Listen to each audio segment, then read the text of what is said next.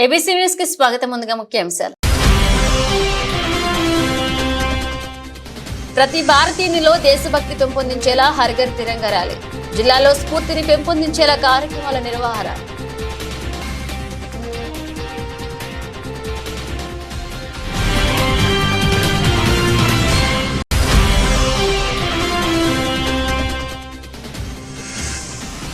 లక్ష్యాలను నిర్దేశించుకుని సాధించండి.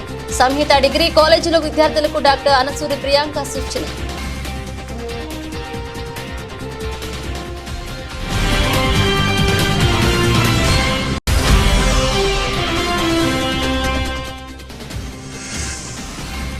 ఉచిత టెట్ డిఎస్సి కోచింగ్ సెంటర్లో సైకాలజీ మెటీరియల్ పంపిణీ చేసిన ఎమ్మెల్యే.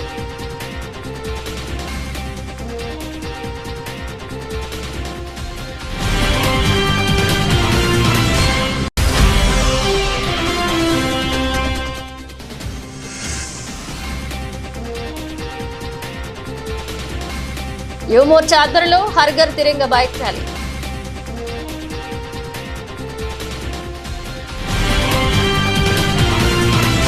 ప్రతి భారతీయునిలో దేశభక్తి పెంపొందేలా హర్ ఘర్ తిరంగా కార్యక్రమాలను జిల్లాలో స్ఫూర్తివంతంగా నిర్వహించుకుంటున్నామని జిల్లా కలెక్టర్ పి ప్రశాంతి పేర్కొన్నారు. మంగళవారం ఉదయం స్థానిక వై జంక్షన్ నుంచి మున్సిపల్ కార్యాలయం అంబేద్కర్ విగ్రహం వరకు నిర్వహించిన హర్ ఘర్ తిరంగా ర్యాలీ కార్యక్రమాన్ని collector, municipal commissioner, Rajahmundry urban MLA జిల్లాల్లో అధికారులతో కలిసి జెండా ఊపి ప్రారంభించారు.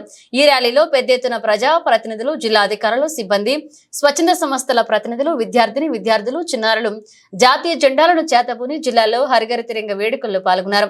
ఈ rally municipal commissioner Ketan Garg, స్థానిక సిటీ శాసనసభ్యులు ఆదిరెడ్డి వాసు, డిఆర్డీఏ పీడీఎన్ వివిఎస్ మూర్తి, టూరిజం ప్రాంతీయ ఉప సంచాలకులు Swaminaidu, DEO K Vasudevarao, central DSP K Ramesh Babu, deputy inspector of schools urban Dilip Kumar, జిల్లా స్పోర్ట్స్ అధికారి బివివి శేషగిరిరావు, ఇంటర్మీడియట్ అధికారి జీవీఎల్ సుబ్రహ్మణ్యం, స్వచ్ఛంద సంస్థల ప్రతినిధులు, అధికారులు, ఉద్యోగులు, విద్యార్థులు పాల్గొన్నారు.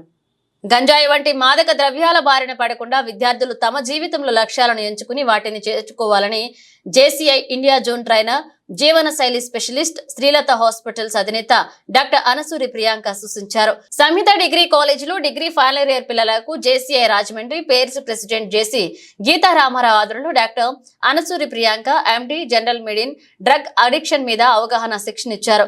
150 మంది విద్యార్థులు హాజరయ్యారు. ఈ సందర్భంగా డాక్టర్ అనసూరి ప్రియాంక మాట్లాడుతూ, రోజు కాఫీ తీసుకునే అలవాటు ఉన్న వాళ్ళు సమయానికి కాఫీ తాగకపోతే ఏదో కోల్పోయినట్లుగా ఉంటారని గుర్తు చేశారు. కాఫీ వలన ప్రమాదం లేనప్పటికీ అడిక్షన్ అవ్వడం ఉంటుందని, అయితే పొగ తాగడం, ఆల్కహాల్ సేవించడం వంటి వాటి వలన రోగాలు చుట్టుముడుతున్నాయన్నారు.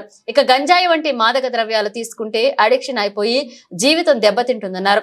అందుకే మాదక ద్రవ్యాల జోలికి అస్సలు వెళ్లవద్దని ఆమె హెచ్చరించారు. స్మోకింగ్, ఆల్కహాల్ వంటి వాటికి దూరంగా ఉండాలన్నారు.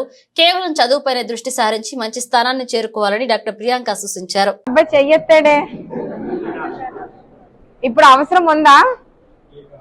సో అవసరం ఉంది అని అందరూ ఒప్పుకుంటున్నారు కదా, ఎందుకు అవసరం ఉందో చెప్పండి. ఇప్పుడు ఎందుకు అవసరం ఉంది? Why you should know. ఈ రోజు ఈ సెషన్ ఇక్కడ ఎందుకు జరగాలి మీకు? ఇక్కడ మీ ఫ్రెండ్స్ ఎవరైనా స్మోక్ చేసే వాళ్ళు ఉన్నారా? లేరా? ఉన్నారు, అవునా? మిమ్మల్ని ఎప్పుడైనా స్మోక్ చేయమని అడిగారా? లేదు. అమ్మాయిలు అయితే లేదు. ఆల్కహాల్ తీసుకునే వాళ్ళు ఉన్నారు.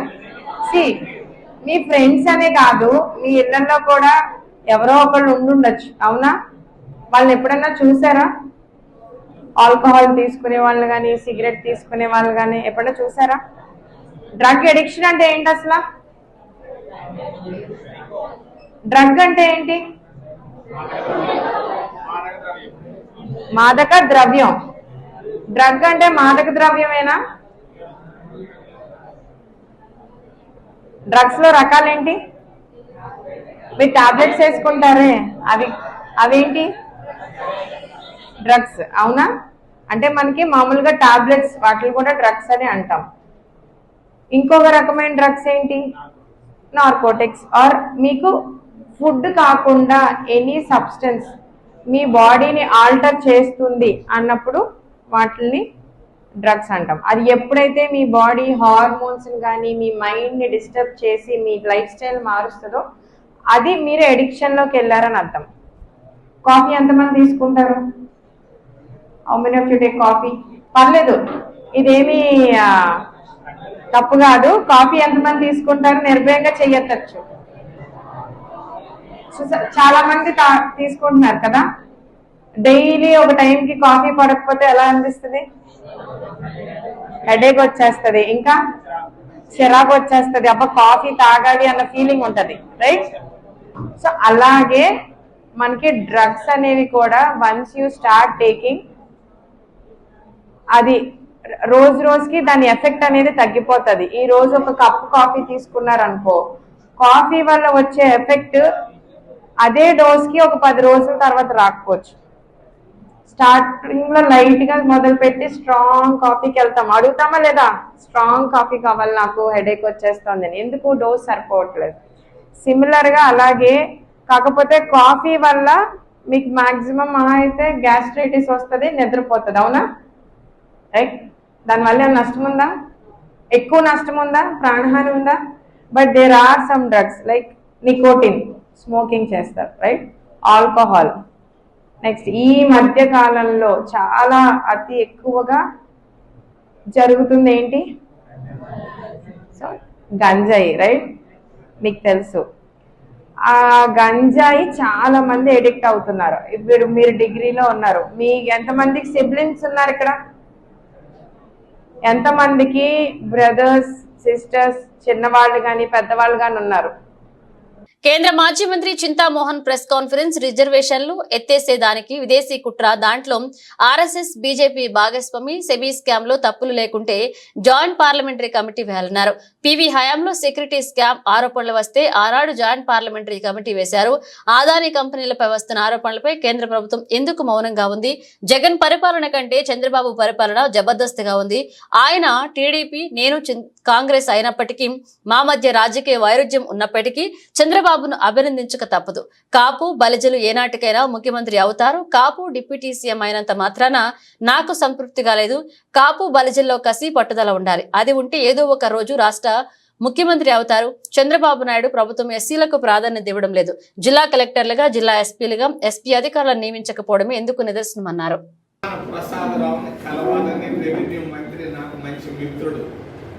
పోతే ఆ రోజు మొత్తం సచివాలయంలో సెక్రటేరియట్ 9 కార్లే ఉన్నాయి. నాతో కలిపి ఒక 10 మంది ఉన్నారు. ఒక్క మంత్రి ధర్మాన ప్రసాదరావు తప్ప ఎవరు లేరు, ఆఫీసర్ లేరు. మరి ఆ రోజు సచివాలయం, మొన్న పోయిన వారం ఒక 4 రోజుల నాడు సచివాలయానికి వెళ్ళాను. జబర్దస్త్గా నడుస్తా ఉంది. మంత్రులందరూ ఉన్నారు, ఆఫీసర్లందరూ ఉన్నారు. పోలీసుల పని, అధికారుల పని. అప్పటి జగన్మోహన్ రెడ్డి పరిపాలన కంటే నాకు చంద్రబాబు నాయుడు, నేను కాంగ్రెస్ పార్టీ అయినా తెలుగుదేశం పార్టీ అయినా, మీ ఇద్దరం విరోధులు అయినా కూడా నేను ఈరోజు ఆయన్ని అభినందిస్తున్నా. చక్కగా పరిపాలన జరుగుతూ ఉంది. శాంతి భద్రతలో ఇవన్నీ వచ్చింది, ఇదంతా పనికిమాలిన మాటలు. అతనికి చాలా తెలియపరుడు చంద్రబాబు నాయుడు. మరి చక్కగా పరిపాలన చేయగలడు, చేస్తున్నాడు. ఇంకొక 2 సంవత్సరాల సమయం ఇస్తాం. 2 నెలలు కాదు, 2 నెలల్లోనే రాష్ట్రపతి పాలన, 2 నెలల్లోనే శాంతి భద్రతలు ఎన్ని జగన్మోహన్ రెడ్డి నా మిత్రుడు కుమారుడు ఆపాలి. రాజకీయాల్లో ఓపిక ఉండాలి. 2 సంవత్సరాల సమయం ఇద్దాం. ఆయన ఏం చేస్తాడో చూద్దాం, తర్వాత మనం చేయాల్సింది చేస్తాం. ప్రతి ప్రెస్ మీట్ లో చింతామోహన్ గారు ఏంటంటే కాపు సీఎం అవ్వాలి అని అనుకునేవారు. డిప్యూటీ సీఎం అయ్యి సాటిస్ఫై అయ్యారా? నేను కాదు, ఎప్పటికైనా కావాలి నాకు ఉంటుంది. ఎవరి దగ్గర పోదు, వాళ్ళకి చేత కావటం లేదు. పేర్లు మార్చుకుంటున్నారు. నా పేరు మోహన్ అయితే మోహన్ రెడ్డి అని పెట్టుకుంటున్నారు. ఏంటి? ప్రయత్నం చేయాలి, కష్టపడాలి, యుక్తి శక్తి అని బట్టి ఉంటేనే రాజకీయం నడుస్తుంది. ఊరికే పట్టుదల ఆయన నేను ఓడించు, అదేదో సైడ్గా రహస్యంగా ఓడించి ఎవరుద్దన్నారు. ఇది బయటపడతావా ఆ స్వామి ద్వారా? మీకు తప్పనిసరిగా ఏదో ఒక రోజు కాపు ముఖ్యమంత్రి కాక తప్పదు.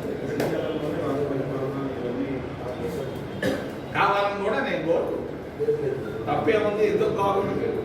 ములాయం సింగ్ యాదవ్ కొడుకు అఖిలేష్ యాదవ్ కాగా ఒక కాపు బలిజలు ఎందుకు కాకూడదు? ఆంధ్రప్రదేశ్ రాష్ట్రంలో దాదాపు 15% ఉన్నారు వాళ్ళు. సుప్రీంకోర్టు తీర్పు మీద అప్పీల్ చేసే అవకాశం ఉందా సార్?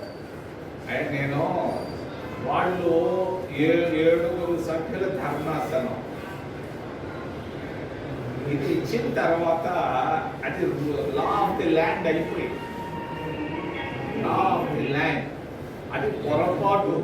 వాళ్ళు ఇచ్చినటువంటిది తప్పు జడ్జిమెంట్. ఆ జడ్జిమెంట్ నేను ఖండిస్తున్నా.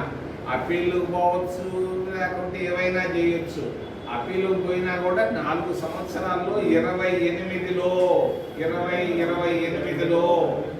ఓబీసీలకు, ఎస్సీలకు, ఎస్టీలకు రిజర్వేషన్లు సుప్రీంకోర్టు ద్వారా కొట్టేసేదానికి ప్రయత్నాలు, కుట్రలు జరుగుతున్నాయి. మొన్న ఎన్నికల్లో జగన్మోహన్ రెడ్డికి దృష్టి రావడానికి పార్టీలో అతనికి ఉన్న ఇబ్బందులు అంటారా, లేకపోతే అతను స్వయంకృత అపరాధం అంటారా? ప్రజలంతా వ్యతిరేకత చూపించడానికి కారణం అక్కడ కె చంద్రశేఖరరావు ఓడిపోయినాడు, ఇక్కడ జగన్మోహన్ రెడ్డి ఓడిపోయినాడు. కారణం ఏంటంటే వాళ్ళు ఉన్నటువంటి 5 సంవత్సరాల కాలంలో, ఈయన 10 సంవత్సరాల కాలంలో చంద్రశేఖరరావు జనాలకి అందుబాటులో లేదు. జనాలకు అందుబాటులో లేనందువల్ల ఇద్దరు ఓడిపోయారు. మళ్ళీ మీరు క్రియాశీలంగా వస్తారంటే చంద్రబాబు క్రియాశీలంగా వస్తారు. వచ్చేది పూర్వపు జిల్లా collector Madhavi Latha, joint collector Tej Bharat, YCP మాజీ ఎమ్మెల్యే జక్కంపూడి రాజా, రాజానగరం తహసీల్దార్ సీతా పవన్ కుమార్ ఏకమై ఇళ్ల స్థలాల కోసం భూసేకరణ పేరుతో చేసిన అవినీతి అక్రమాలకు సంబంధించి అన్ని ఆధారాలతో CM Chandrababu Naidu, deputy CM Pavan Kalyan, revenue మంత్రి, CCLA commissioner, vigilance and enforcement సహా 11 విభాగాలకు ఫిర్యాదు చేసినట్లుగా స్వాతంత్ర జనతా పార్టీ ఆంధ్రప్రదేశ్ రాష్ట్ర అధ్యక్షులు బర్రె ఆనంద్ కుమార్ వెల్లడించారు. అన్ని ఆధారాలను ఆయా శాఖలకు పంపామని, ఇంకా అవసరమైతే ఇవ్వడానికి కూడా సిద్ధంగా ఉన్నామని, ప్రభుత్వం వారిపై చర్యలు తీసుకునేందుకు సిద్ధమేనా అని ప్రశ్నించారు. ది రాజమండ్రి ప్రెస్ క్లబ్ లో మంగళవారం జరిగిన మీడియా సమావేశంలో ఆయన మాట్లాడుతూ దేశంలోనే అతిపెద్ద స్కామ్ గా ఆంధ్రప్రదేశ్ రాష్ట్రంలో జరిగిన భూసేకరణ అంశం నిలబడుతోందన్నారు. రాష్ట్ర ప్రభుత్వం సరైన విధంగా స్పందించకపోతే తాము న్యాయస్థానాన్ని ఆశ్రయించడానికి కూడా సిద్ధంగా ఉన్నామని స్పష్టం చేశారు. ఈ సమావేశంలో విశాఖోటి శ్రీను, కొత్తపల్లె మహేష్ కుమార్, ఇజ్జిన రాంబాబు, కందికట్ల చిన్నారావు, ఇజ్జిన వీర్రాజు, దేగపల్లె ప్రశాంత్ కుమార్, బరకటి నాగేశ్వరరావు, వేమవరపు రాజు, వండే లక్ష్మణ్, వేమవరపు మహాలక్ష్మి, ఊబా సూర్యారావు, వేమవరపు యేసు, గంగులూరి రామకృష్ణ, ఊబా రాజేష్, మురారి వెంకన్న, కొండ వెంకన్న, పులిమాటి రాంబాబు, దడాల చిన్న వెంకటేష్, ఇజ్జిన వీరేష్, గెడ్డం శ్రీను, ఇజ్జిన వీరబాబు, విశాఖోటి రాంబాబు, ఇజ్జిన అప్పలస్వామి పాల్గొన్నారు. 23 లక్షలు ఇచ్చి ఆ పక్క భూములకు 65 లక్షలు ఇస్తే వీళ్ళ నోట్లో మట్టి కొట్టినట్టే కదా. నేను అవినీతి చేసిన దాని మీద కూడా నాకు ప్రాబ్లం కాదండి, ఎందుకంటే ఏ గవర్నమెంట్ వచ్చినా వాళ్ళు అవినీతి చేసుకుంటున్నారు. కానీ కూటికి లేని వాళ్ళు కడుపు కొట్టకూడదు కదా అనేది నా బాధ. నేను ఈ సబ్జెక్ట్లో చెప్పాను, మిగతా అన్ని విషయాలు ఎత్తలేదు. నియోజకవర్గం మొత్తం చాలా చోట్ల జరిగినాయి, నాకు తెలిసి రాష్ట్రం అంతా జరిగినాయి. నాకు భారతదేశంలో అతిపెద్ద స్కాము ఈ భూ పంపిణీ స్కామ్ అనుకుంటున్నాను, నేను భూసేకరణ స్కామ్. అయితే నేను అందరినీ ఎత్తట్లేదు. పేదలు ఎవరైతే ఉన్నారో కూటికిలేని ఉన్నారో వాళ్ళ దగ్గర నోటి దగ్గర కూడి కొట్టిన వాళ్ళ సబ్జెక్టులు మాత్రం ఇప్పుడు తీసి మీకు ఎగ్జాంపుల్స్గా చెప్పాను. ఎవరో ఎంత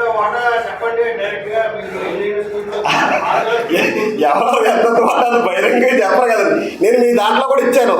కలెక్టర్ గారు, జాయింట్ కలెక్టర్ గారు, ఎంఆర్ఓ గారు, అక్కడ ఉన్న ఎమ్మెల్యే గారు 4 పార్ట్నర్స్గా చేసుకున్నారని నాకు ఇన్ఫర్మేషన్ వచ్చింది. అది నేను ఓపెన్గానే ఇచ్చాను. దీన్ని అంతా పంపకాలు చేసింది ఆయన ఎవరో రాజానగరం ఎంఆర్ఓ సీతా పవన్ కుమార్ అన్న ఆయన మొత్తం పంపకాలు. గోదావరి జిల్లా గతంలో పనిచేసినటువంటి కలెక్టర్ శ్రీమతి మాధవిలత గారు, అదేవిధంగా జాయింట్ కలెక్టర్గా చేసినట్టు ఆయన రాజానగరం నియోజకవర్గం ఎమ్మెల్యే గారు, రాజానగరం మండల తహసీల్దార్ గారు, వీళ్ళందరూ కలిసి భారతదేశంలోనే ఎక్కడా చేయలేనంత స్కామ్ని మన రాష్ట్రంలో జరిగిందని చెప్పాను కదా, అది ఈ జిల్లాలో చాలా విస్తృతంగా జరిగిందని చెప్పి తెలియజేస్తున్నాను. దాంట్లో భాగంగానే కొన్ని ఉదాహరణలు, అవినీతి ఎలా జరిగిందని కొన్ని ఉదాహరణలు చెప్పాలంటే, కానవరం గ్రామం, రాజానగరం మండలం కానవరం గ్రామంలో సర్వే నెంబర్ 235(2)B)లో పేదలకు ఇచ్చినటువంటి ఎసెంట్ భూముల్ని వీళ్ళు కొనుక్కున్నారు బినామీ పేర్ల మీద. కేవలం అరెకరంగా 15 లక్షలు, ఎకరం 30 లక్షలు చెప్పిన కొనుక్కొని కేవలం రోజుల వ్యవధిలోనే మళ్ళీ దాన్ని గవర్నమెంట్ చేత 64 లక్షలకు కొనిపించారండి. అంటే ఈ తక్కువ వ్యవధిలోనే తక్కువ రేటుకి బెనిఫిషరీల దగ్గర నుంచి బాధ్యుల దగ్గర నుంచి తీసుకొని దాన్ని ఎక్కువ రేటు గవర్నమెంట్తో రేటు కట్టించి వాళ్ళు తీసుకోవడం జరిగింది. ఈ రకంగా ప్రభుత్వ ఖజానాను దాదాపు కొల్లగొట్టారు. అదేవిధంగా పలకడియం గ్రామంలో సర్వే నెంబర్ 572 అనే సర్వే నెంబర్ 569, 70, 71, 72 ఈ 4 సర్వే నెంబర్లోనే కలిపి పేదల దగ్గర నుంచి దగ్గర 23 ఎకరాల భూములు తీసుకున్నారు. ఈ భూములు తీసుకున్నప్పుడు పేదల దగ్గర నుంచి ఏమో 23 లక్షలు కట్టారు. ఆ పక్కనే భూస్వామి వర్గాల వాళ్ళు ఎవరైతే ఉన్నారో వాళ్ళకేమో 65 లక్షలు కట్టారు. అంటే 23కి 65 కంటే 3 రెట్లు ఎక్కువ. ఉంటే ఈ రేట్ అయినా ఉండాలి, లేదా ఆ రేట్ అయినా ఉండాలి. అంటే ప్రజల సొమ్ముని, ప్రభుత్వ సంపదని, ఖజానానంతటిని కొల్లగొట్టడమా లేకపోతే పేదల మీద వివక్షత చూపించడం అనేది ఒక ఆలోచన చేయాల్సిన విషయం. అదేవిధంగా ఆవు భూముల దగ్గర చూస్తే 587 ఎకరాలు సుమారు 5 లక్షలు 10 లక్షలు కూడా వాల్యూ చేయని భూములకు 45 లక్షల రేటు కట్టి అక్కడ విపరీతమైన అవినీతి చేయడం జరిగింది. మళ్ళీ ఈ భూములను కొనుగోలు చేయడంలోనే పెద్ద అవినీతి అనుకుంటే, ఈ కొనుగోలు చేసిన వ్యవసాయానికి పనికొచ్చే భూములు, ఇళ్ల స్థలాలకు పనికిరాని భూములు మళ్ళీ కప్పెడతా ఉంటా. ఎక్కడ పడితే అక్కడ కొండల్ని, చెరువుల్ని, గుట్టల్ని, మెట్టలు అన్నట్లే తవ్వేసి అక్కడ ఒక భయంకరమైన అవినీతి చేశారు. పోనీ తవ్వేసిన బట్టి అంతా తీసుకొచ్చి నిజంగా ఈ భూములు కప్పెట్టారంటే అది కాదు, మళ్ళీ రియల్ ఎస్టేట్ వెంచర్ల కోసం వాడుకున్నారు. ఇలాగా ప్రభుత్వ సొమ్ముని ఖజానానంతటిని కొల్లగొడతా, పేదలకు అన్యాయం చేస్తా, వాళ్ళ దగ్గర నోటుకాడ కూడి తీసేసుకుంటా, వాళ్ళ దగ్గర ఉన్న భూములన్నీ లాగేసుకుంటా విపరీతమైన అన్యాయాన్ని, వివక్షతని, అక్రమాలని, అవినీతిని పాల్పడ్డారు. సంబంధిత అధికారులు, ప్రజాప్రతినిధులు ఎవరైనా ఎత్తున్నారో వీళ్ళందరి మీద చర్యలు తీసుకొని సమగ్ర విచారణ జరిపించి వాళ్ళ మీద చర్యలు తీసుకోవడం ఒకటి, రెండోది బాధితులకు న్యాయం చేయడం ఒకటి. ఈ రెండు చేసేదాకా కూడా స్వతంత్ర జనతా పార్టీ రిపబ్లిక్ ఆధ్వర్యంలో మా ఈ పోరాటాన్ని కొనసాగిస్తామని చెప్పి తెలియజేస్తాం. జై భీమ్, జై భారత్. నిరాధారణకు అవుతున్న వృద్ధులకు, అనాథలకు ఆశ్రయం కల్పించాలని మానవీయ అనాథ వృద్ధాశ్రమం నిర్వాహకులు తానేటి శ్రీనివాస్ అన్నారు. మంగళవారం కోరుకొండ మండలం నరసాపురం గ్రామానికి చెందిన రాయపాటి చంద్రబాబు, పావని, పార్వతి దంపతులు తమ కుమారుడు హర్షిత్ రామ్ పుట్టినరోజు సందర్భంగా అన్నదాన కార్యక్రమాన్ని నిర్వహించారు. ఈ సందర్భంగా తానేటి శ్రీనివాస్ మాట్లాడుతూ ప్రభుత్వం నుంచి ఏ విధమైన సహాయం లేకుండా నిర్వహిస్తున్నామని తెలిపారు. సుమారు 50 మంది వరకు ఉన్న మానవీయ వృద్ధాశ్రమానికి ప్రభుత్వం స్థలం కేటాయించి కనీస సౌకర్యాలు కల్పించాలన్నారు. ఈ సందర్భంగా రాయపాటి చంద్రబాబు, పావని, పార్వతి దంపతులు మాట్లాడుతూ దీర్ఘకాలిక వ్యాధులతో మంచానికే పరిమితమైన వృద్ధులను చూసి చలించిపోయామన్నారు. నిరాధారణకు గురవుతున్న వృద్ధులను హక్కున చేర్చుకుని వారి అవసరాలు తీర్చి వైద్యం, భోజన, వసతి కల్పిస్తున్న నిర్వాహకులు తానేటి శ్రీనివాస్ కు అభినందనలు తెలిపారు. ప్రభుత్వం ఈ ఆశ్రమాన్ని గుర్తించి సొంత స్థలం కేటాయించాలని కోరారు. ఈ కార్యక్రమంలో మోగదల తలుపులు తదితరులు పాల్గొన్నారు.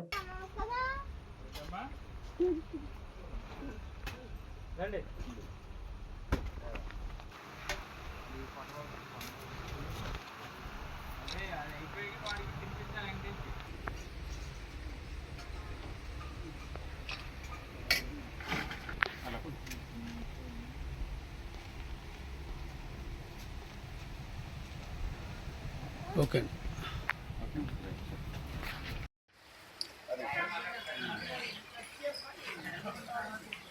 మా జాతి తగిలితే చూసుకోండి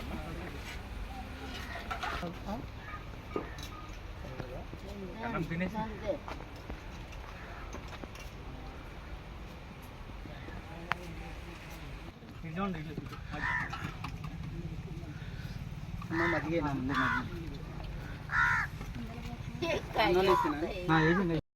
मेरे को कोई भी खाना पूछे नहीं है और कोई अड़गरो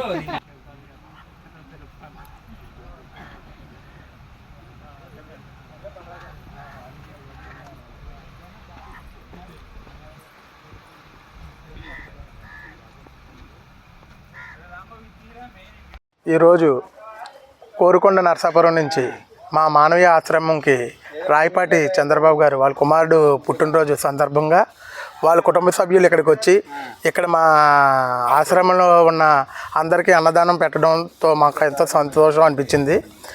వాళ్ళ కుమారుడు ఇలాంటి పుట్టినరోజులు మరి ఇంకెన్నో జరుపుకోవాలని మనస్ఫూర్తిగా మా ఆశ్రమం ద్వారా మేము శుభాకాంక్షలు తెలియజేస్తాం. మానవీయ వృద్ధాశ్రమానికి విచ్చేసి ఇక్కడ అందరికీ భోజనం పెట్టడం జరిగింది. అలాగే ప్రతి ఒక్కరూ దీనికి ప్రోత్సహించి వీళ్ళకి ఎంతో సాయం చేసి అందరినీ జాగ్రత్తగా చూస్తారని మరి కోరుపేస్తున్నామండి.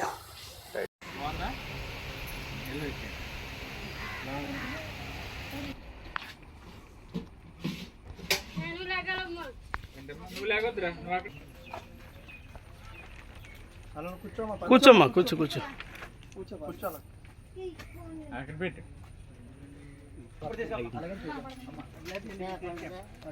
పట్టుకోండి, ఒకసారి పట్టుకోండి. ఓకే అమ్మా, అదే అండి మన దాని గురించే అంతే కదా. ఓకే ఓకే ఓకే అన్న. Okay right.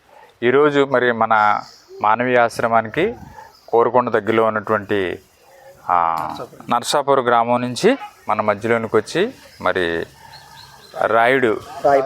రాయిపాటి చంద్రబాబు గారు వాళ్ళ అబ్బాయి రాయుడు అక్షిత్ రామ్ గారి పుట్టినరోజు సందర్భంగా మన ఆశ్రమంలో జరుపుకోవడానికి వారు అంత దూరం నుంచి కూడా వచ్చి మరి మన దగ్గరికి వచ్చినందుకు ప్రత్యేక ధన్యవాదాలు తెలియజేస్తున్నాం. అలాగే రావటమే కాకుండా మనకి ఏదైతే భోజనానికి అవసరతలు ఉన్నాయో ఇవన్నీ కూడా ఆర్థికంగా సహాయం చేయడానికి ముందుకు వచ్చారు. కాబట్టి ఇలాంటి పుట్టినరోజులు మరిన్ని జరుపుకోవాలని బాబుని కోరుకుంటూ, బాబు పుట్టినరోజు ద్వారాగా కాకుండా వాళ్ళ ఫ్యామిలీ సభ్యులందరూ కూడా మరి ఎంతో చూసి వాళ్ళు కనెక్ట్ అయ్యారు. ఇలాంటి సేవా కార్యక్రమాలు మరిన్ని చేయాలని మనసారా కోరుకుంటూ వచ్చినందుకు మరొకసారి ప్రత్యేక ధన్యవాదాలు తెలియజేస్తున్నాను. మా అన్నయ్య అలా అబ్బాయి హర్షిత్రం పుట్టినరోజు కాబట్టి ఇలా మానవి అనే ఆశ్రయంకి వచ్చామండి. సో ఇక్కడ ఉన్న వాళ్ళందరినీ చూస్తే చాలా బాధ కలిగింది. ఒక్కొక్కరు ఒక్కొక్క ఆరోగ్య సమస్యతో ఇబ్బంది పడుతూ, ఒక్కొక్కరు మంచం నుంచి లెక్కకుండా ఫుడ్ ఇంకా బెడ్ అంతా ఒకేలా ఉన్నట్టుంది. మా అన్నయ్య ఏదో మంచి చేద్దామని ఒక ఆలోచన వచ్చి ఈరోజు మొత్తం అందరికీ భోజనం అయి పెట్టించాడండి. వాళ్ళ ప్లేట్లు తీసుకుంటుంటే మాకు చాలా ఆనందంగా కలిగింది. ఇలా నలుగురు చూసి దీన్ని ప్రతి ఒక్కరూ ఒకవేళ ఇబ్బందిగా పడుతున్నారని ఆలోచించుకుని నలుగురు మంచి చేయాలనుకున్న ప్రతి ఒక్కరు ఇక్కడికి వచ్చి భోజనం వీళ్ళకి ఏర్పాట్లు చేస్తే ఇక్కడ ఉన్న ఆశ్రమం వాళ్ళకి అక్కడ ఇది ఇంకా గవర్నమెంట్ కూడా లేదంటండి, ప్రైవేట్గానే రన్ చేస్తున్నారంట. గవర్నమెంట్ కూడా లేకుండా ఇలా చేయడం అంటే చాలా గర్వంగా ఉంది. ఇలాంటివి చేయడానికి ప్రతి ఒక్కరు ముందుకు వస్తే చాలా వీళ్ళ కూడా ఇబ్బంది లేకన్నా కొంచెం ముందుకి ప్రోత్సహిస్తారని అందరూ ఇలాంటి ఇక్కడ కార్యక్రమాలన్నీ చేసేదంటే చేయమని కోరుకుంటున్నాను. ఇలాంటి ఆశ్రమాలకి ఇంకా ప్రభుత్వం కూడా ఇంకేం స్థలం ఏమీ ఇవ్వలేదంటండి. ఇలాంటి వాటికి ప్రభుత్వం కూడా కొంచెం ఆలోచించుకుని ముందుగా ఇలాంటి పూనుకుని స్థలం అయ్యి ఇవ్వడం, వీళ్ళకి ఇబ్బంది లేకుండా చూసుకోవడం వంటివి చేయాలని ప్రభుత్వాన్ని కోరుకుంటున్నామండి. రాజమహేంద్రవరం స్థానిక దిశ పోలీస్ స్టేషన్ లో సోమవారం సాయంత్రం తూర్పుగోదావరి జిల్లా superintendent of police D Narasimha Kishore పాత్రికేయుల సమావేశం నిర్వహించారు. ఈ సందర్భంగా ఆయన మాట్లాడారు. ధవళేశ్వరం పోలీస్ స్టేషన్లో ఒక లేడీ తనకి 2 పిల్లలు ఉన్నారని, ఒక బాబు ఉన్నాడని, 2 అమ్మాయిలు కూడా మైనర్స్ అని, సో వాళ్ళిద్దరినీ కూడా కనిపించట్లేదు, మిస్ అయ్యారు కాబట్టి వాళ్ళని వెతికి పెట్టమని చెప్పి మనకు ఒక కంప్లైంట్ ఇచ్చారు. దాని మీద ధవళేశ్వరం పోలీస్ కేసు రిజిస్టర్ చేశారు. కేసు రిజిస్టర్ చేసిన తర్వాత దాని మీద 2 అమ్మాయిలు మైనర్స్ కాబట్టి మనం వెంటనే ఒక 6 నుంచి 7 బృందాల కింద ఏర్పాటు చేసి ఇన్వెస్టిగేషన్ స్టార్ట్ చేశాము. ఇన్వెస్టిగేషన్లో భాగంగా మనకు అర్థమైంది ఏంటంటే ఈ కంప్లైనెంట్ ఎవరైతే ఫిర్యాదుదారు ఉన్న ఇంటి పైనే ఈ అక్యూజ్డ్ ఎవరైతే నిందితుడు కూడా అద్దెకి ఒక 5 నెలల కిందట వచ్చి ఉండడం జరిగింది. ఇతను ఆ ప్రాంతంలో ఉండే వాళ్ళందరితో కూడా సన్నిహితంగా మెలగడం చేసుకున్నాడు, అందరికీ పరిచయం చేసుకున్నాడు. ఇతను బయటికి ఏమని చెప్పాడంటే నేను టికెట్ కలెక్టర్ అని, ఒక fake document ticket collector ID card తయారు చేసుకొని ఆ ప్రాంతంలో అందరికీ కూడా నేను టికెట్ కలెక్టర్ అని చెప్పుకోవడం జరిగింది. తర్వాత ఈయనకి ఒరిజినల్గా ఈయన డైట్లో ట్రైనింగ్ అయ్యాడు, టీచర్ ట్రైనింగ్ అయ్యాడు. సో దాని కారణంగా నేను ట్యూషన్లు కూడా చెప్తాను, మీరు ఎవరు డబ్బులు ఇవ్వక్కర్లేదని చెప్పి ఆ ధవళేశ్వరం ఆయన అద్దెకుండే ప్రాంతంలో ఉండే ప్రాంతంలో పిల్లలకి ఫ్రీగా ట్యూషన్ చెప్పడం మొదలుపెట్టాడు. ఈ సందర్భంగా ఈ ఫ్యామిలీ ఏదైతే మనకి ఫిర్యాదుదారు ఉన్నారో ఆ ఫ్యామిలీ ఇతనికి సన్నిహితమైంది. సంవత్సరాల కిందట వచ్చి ఇక్కడ సెటిల్ అయింది. ఆమెకి సన్నిహితంగా ఉంటూ నీకు ఇంకా మంచి ఉద్యోగం చూపిస్తాను అని నమ్మబలికాడు. ఈ పిల్లలకు కూడా నేను బాగా చదువు చెప్తాను అని చెప్పి నమ్మబలికాడు. సో ఆ ప్రాంతం అందరూ నమ్మారు. దీన్ని ఆసరాగా తీసుకొని ఈయన ఏం చేశాడంటే ఈమెకు ఉద్యోగం ఇప్పిస్తానని కొంతకాలం బయటికి తీసుకెళ్ళాడు. తర్వాత అక్కడి నుంచి ఈ అమ్మాయిలిద్దరినీ కూడా నేను హాస్టల్లో జాయిన్ చేస్తాను, సమ్మర్ హాలిడేస్ తర్వాత టైం వేస్ట్ అవుతుందని వచ్చాడు. తర్వాత ఈ అమ్మాయిని తీసుకుని వెళ్ళాడు. వెళ్ళిన తర్వాత ఆమెకు ఫోన్లో టచ్లో ఉన్నాడు, కానీ ఈ అమ్మాయిల్ని హాస్టల్లో జాయిన్ చేశానని చెప్పాడు కానీ చేయలేదు. ఇదంతా మన ఇన్వెస్టిగేషన్లో వచ్చింది. 30వ తారీఖు తర్వాత మనం కొనుక్కున్నది.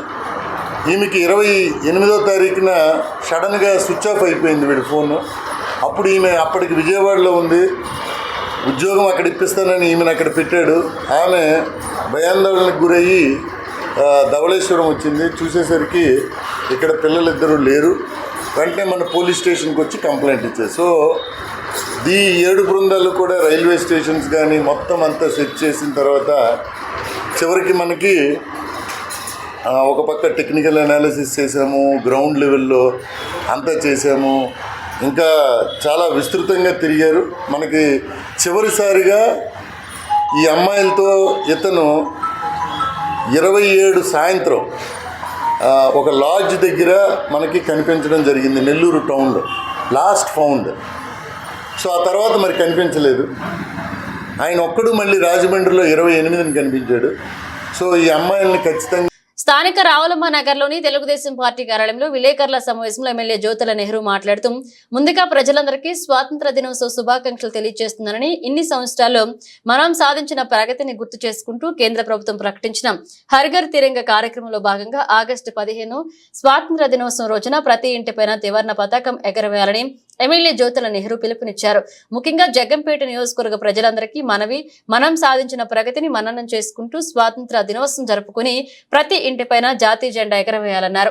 ఈ కార్యక్రమంలో ఎస్పీఎస్ అప్పలరాజు, మారిశెట్టి భద్రం, కొత్త కొండబాబు, కన్నబాబు, అడప భరత్ బాబు, రేకబుల్లి రాజు, వేములకొండ జోగారావు పాల్గొన్నారు. పత్రికా సోదరులకి, మీడియా సోదరులకి నా హృదయపూర్వకమైనటువంటి ధన్యవాదాలు. ముందస్తుగా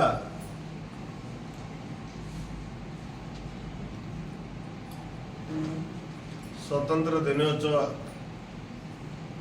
శుభాకాంక్షలు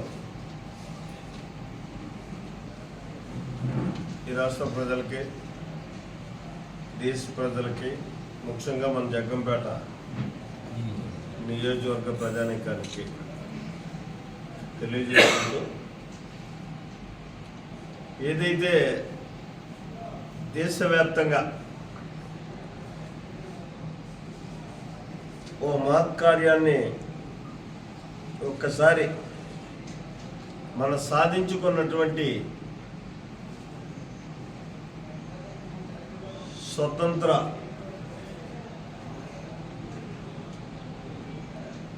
దినోత్సవ సందర్భంగా ఇన్ని సంవత్సరాల స్వతంత్ర భారతావనిలో మనం సాధించుకున్న ప్రగతిని గుర్తు చేసుకుంటూ మనం రేపు ఆగస్టు 15 సందర్భంగా ప్రతి ఇంటిపై, ప్రతి భారతీయుడి యొక్క ఇంటిపైన కుల మతాలకు అతీతంగా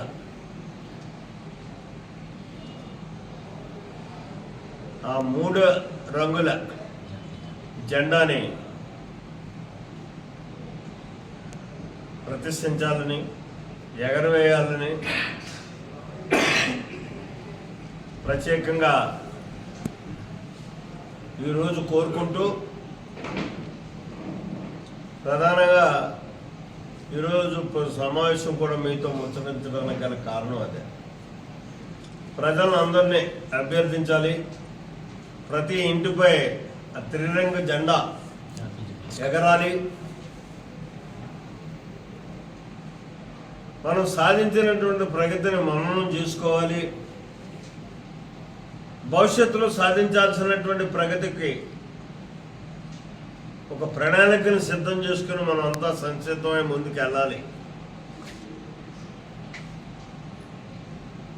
అని మనస్ఫూర్తిగా నేను కోరుకుంటూ, మళ్ళీ మరొకసారి మీ అందరినీ కూడా వేడుకుంటున్నాను.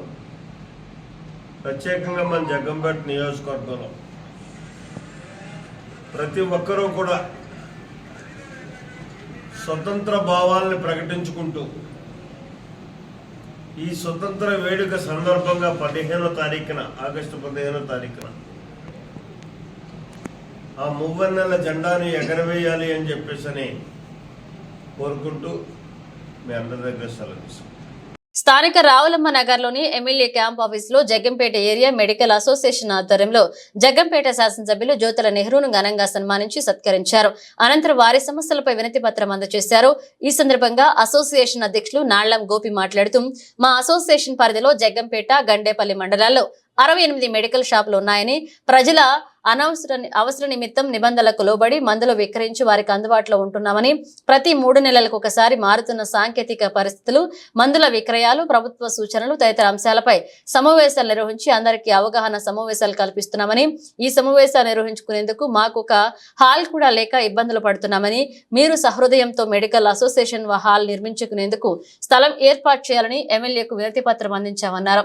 ఈ కార్యక్రమంలో ఎస్పీ సప్పలరాజు, మారిశెట్టి భద్రం, కొత్త కొండబాబు, వేమల కొండ జోగారావు, రేకపుల్లి రాజు, మెడికల్ అసోసియేషన్ సభ్యులు నాళ్లం సూరిబాబు, బొండా శ్రీరామచంద్రమూర్తి, వివి గంగాధర్రావు, డి ప్రకాష్, బిహెచ్ పద్మ, ఎం సూర్యనారాయణమూర్తి తదితరులు పాల్గొన్నారు.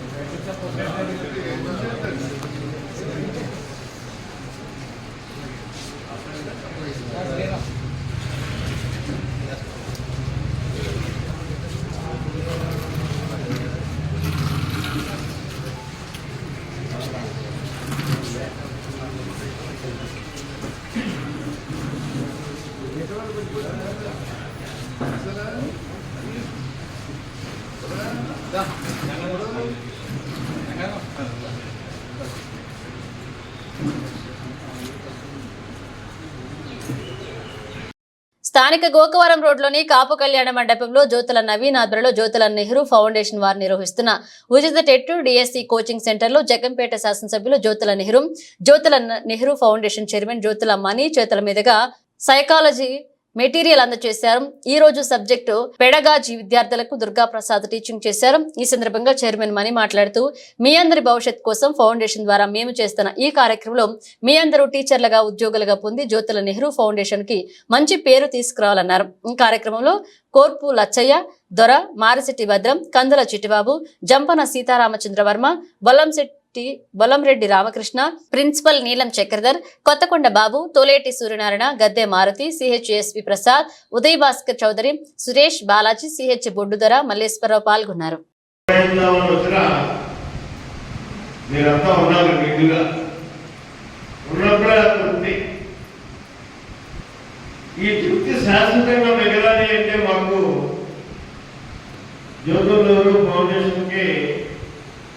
చరిత్రతో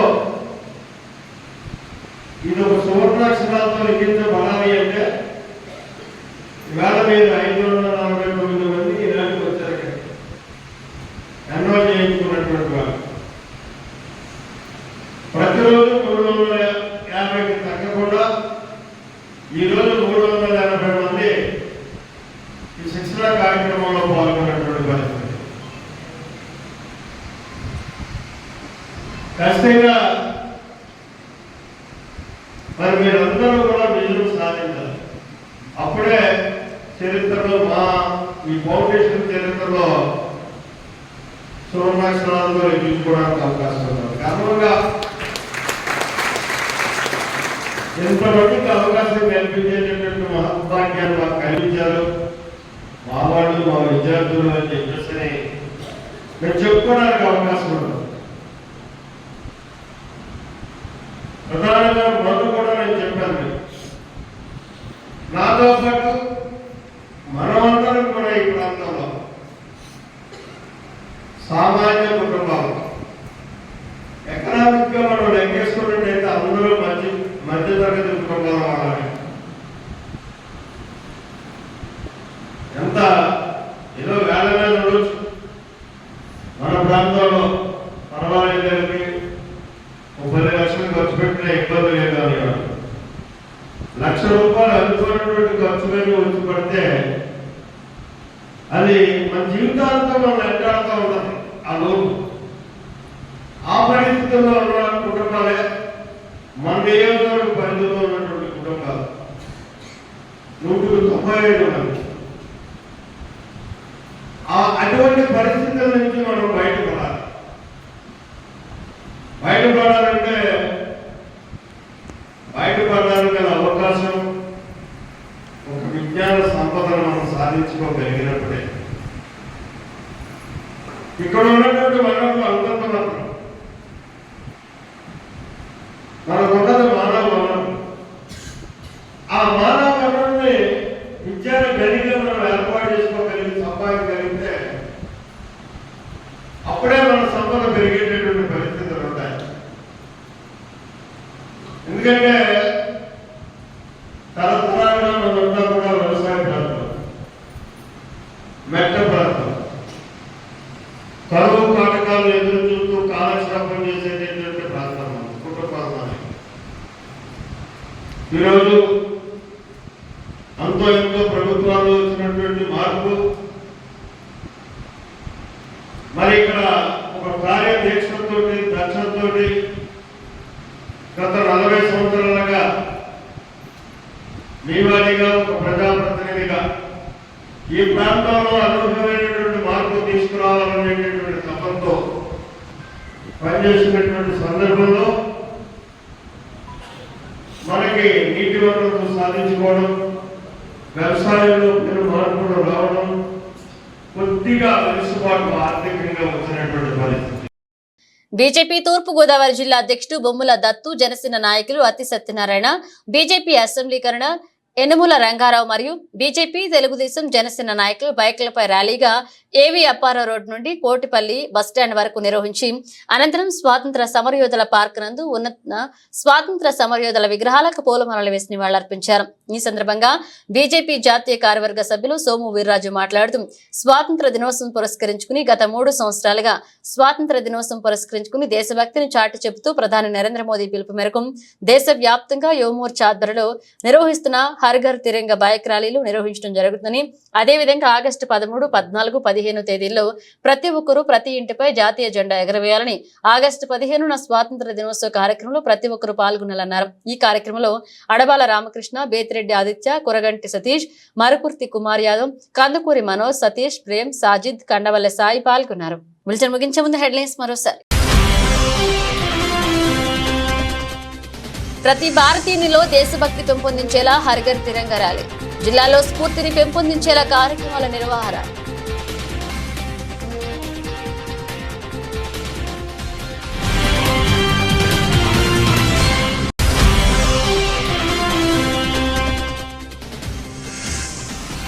లక్ష్యాలను నిర్దేశించుకుని సాధించండి, సంహిత డిగ్రీ కాలేజీలో విద్యార్థులకు డాక్టర్ అనసూరి ప్రియాంక సూచన.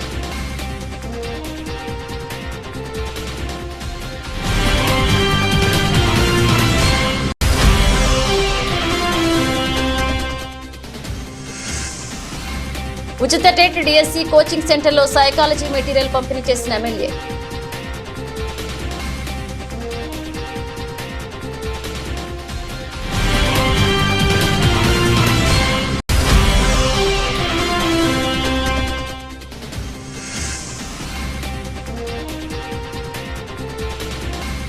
యువమోర్చా ఆధ్వర్యంలో హర్ ఘర్ తిరంగా బైక్ ర్యాలీ.